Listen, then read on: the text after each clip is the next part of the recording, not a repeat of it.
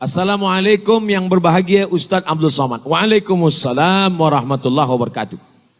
Apabila seorang itu bertaubat dari segala dosanya, akan terhapus dosanya dari buku catatan amal. Betul. Dia tuliskan pula ayatnya. Wa tara kulla ummatin jasiyah. Engkau akan melihat tiap-tiap umat itu nanti akan berlutut cemas karena ketakutan menunggu panggilan. Kullu ummatin tud'a. Setiap umat akan dipanggil ila kitabiha, kepada buku catatan amalnya. Al-yauma, hari ini kata Allah, tujzauna ma kuntum ta'malun. Kamu akan dibalas dengan amal kamu. Hai fulan, ini buku amalmu. Iqra kitabak, baca buku catatan amalmu. Kita pun mula membaca buku catatan amal. Dari mulai cover, dosa. Bab 1 dosa. Bab 2 dosa. Footnote pun dosa juga. Penutup pun dosa juga.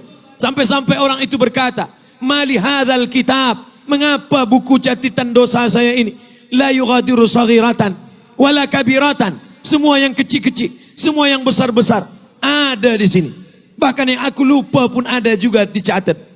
Bahkan yang tak dapat direkod oleh CCTV pun ada juga di situ. Mengapa ada ini? Mana soalannya? Adakah apabila seorang itu bertobat dari dosa, dosanya akan hapus? Bila kita bertobat, dosanya ditutup, tidak dihapus. Makanya disebut kafarah. Kafarah dari bahasa Arab. Mungkin orang putih pun mengambil dari kafarah itu juga. Kafarah, cover dia tutup. Tapi bila kita buat baik, cover dia buka. Yang dah tobat-tobat, dia tutup. Bila buat dosa balik, dia buka. Makanya kita minta taubatan nasuha. Taubat nasuha hingga mati istiqamah.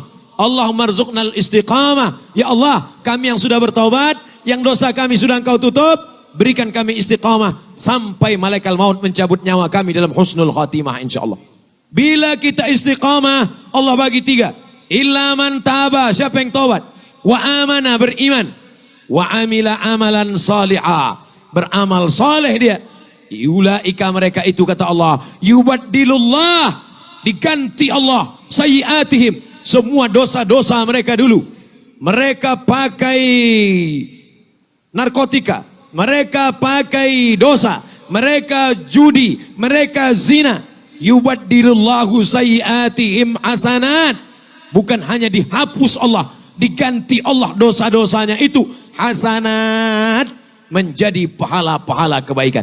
Insya Allah kita kalau taubat nasuha, jangan buat dosa lagi, istiqamah, mati husnul khatimah. Semua dosa-dosa kita dulu bukan saja dihapus Allah, diganti Allah dengan pahala-pahala kebaikan insya Allah. Amin ya rabbal alamin. Perselisihan di kalangan umat Islam merupakan perkara yang perlu diraikan. Antara cabaran terbesar umat hari ini adalah apabila wujudnya kelompok yang merasa mereka adalah paling benar, sehingga tidak boleh menerima pendapat dan pandangan orang lain. Oleh itu, bagaimana kita sebagai umat Islam menjadikan perselisihan ini sebagai sesuatu perkara yang baik dan perlu diraikan. Saya belajar di Maghribi, program Master di Darul Hadis Maghribi. Saya pun pergi ke pasar, hendak membeli ikan. Belanja, beli ikan, beli sayur, pergi ke pasar. Terdengar suara azan zuhur. Allahu Akbar, Allahu Akbar. Saya pun pergi ke surau di pasar, ambil air wudhu. Saya ambil air, saya basahi rambut saya sikit aja. Ambil air, basah sikit. Datanglah seorang Maghribi dari sebelah saya, menunjuk saya dan berkata, wudhu kamu tidak sah. La yasih. Wudhu tidak sah. Saya tak lawan dia. Bukan karena saya alim, tapi karena badan dia besar. La yasih. Wudhu tak sah. Saya diam saja. Saya tetap wudhu. Tak lama setelah itu datang seorang yang nampaknya seperti pelajar penuntut ilmu. Nampaknya dia alim. Yang tadi mengatakan saya tak sah itu nampaknya macam orang biasa saja. Yang alim ini berkata, dia jelaskan. Hadza talib min janub syarq Asia. ini pelajari dari Asia Tenggara. Dia tak tahu ini dari Indonesia atau Malaysia. Sebab dia tengok-tengok macam agak-agak dari Thailand sedikit. Ini pelajari dari Janub Syarq Asia. Ini dari Asia Tenggara. Mereka ini bermazhab Syafi'i. Kita orang Maghribi bila berwuduk pakai mazhab Maliki. Mazhab Maliki itu macam mana? Basahkan semua tangan. Selepas tangan semua basah, dia sapu kepala dari muka, dari hadapan sampai ke belakang, sapu lagi ke hadapan sampai ke telinga. Kita Maghribi macam itu Maliki. Sedangkan orang Asia Tenggara ini dia mazhab dia Syafi'i, dia sikit saja sah. Lepas itu orang yang mengatakan saya wuduk tak sah tadi pun mengangguk-angguk. Apa maknanya?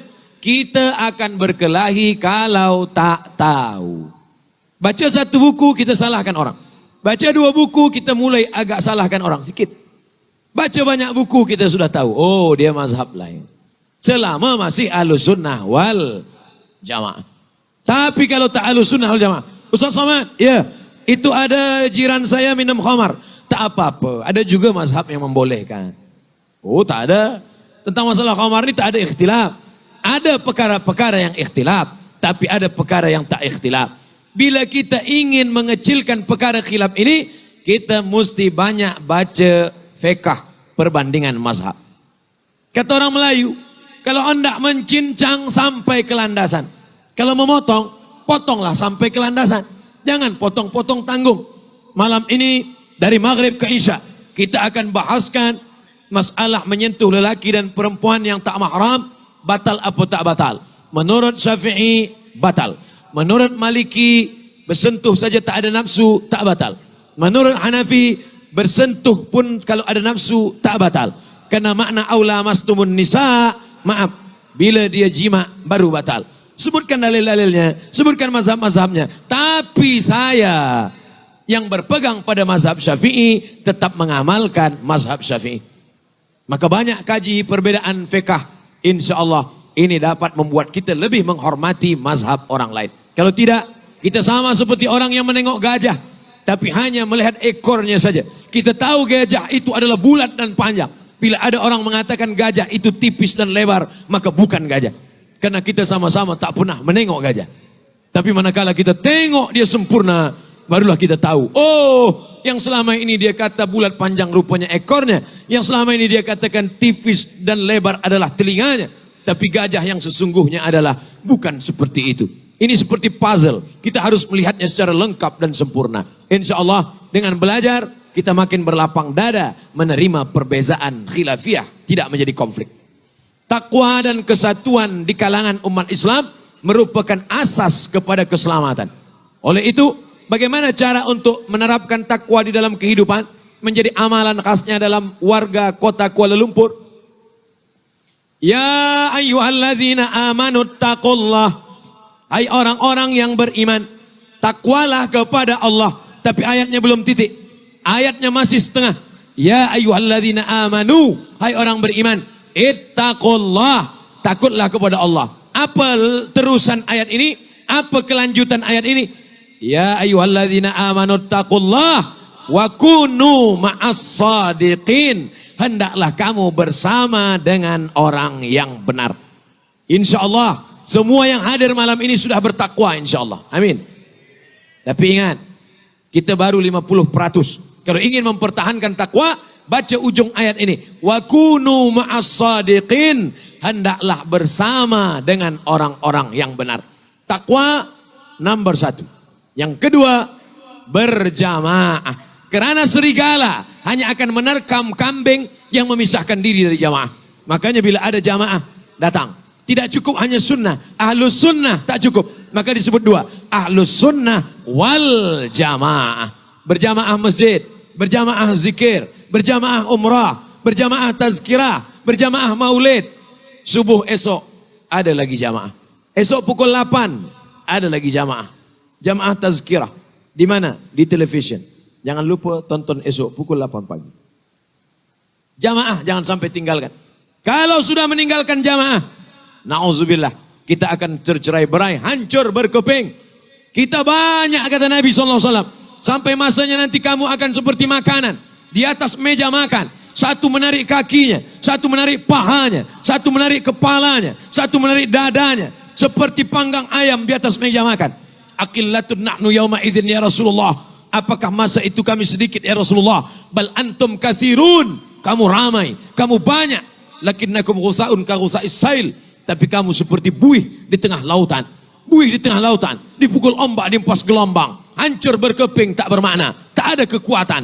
Kenapa? Karena tidak berjamaah. Maka jamaah kita ini kita kuatkan lagi esok. Malam ini di stadium sepak bola ramai. Tapi insya Allah esok subuh lebih ramai lagi. Betul? Tengoklah subuh esok.